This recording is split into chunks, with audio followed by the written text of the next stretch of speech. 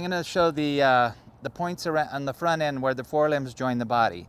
So we have the forelimb here and the scapula joining the trunk here. There's no joint between the scapula and the body. So these points in front of the scapula, starting up at the top here, don't fall down, don't relax too much, and all the way down the front of the scapula here are points that go, well, she might blink along the way while I'm showing you, all the way down to the point of the shoulder. So these are the points in front of the scapula.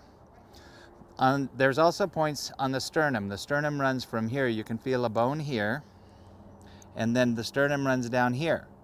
So there's points down each side of the sternum. So I'll start at the point of the sternum and search down with my fingertips. There's a little bit there. All the way down. Here's the front of the middle of the sternum. I'm going along the side of the sternum all the way down here under the belly.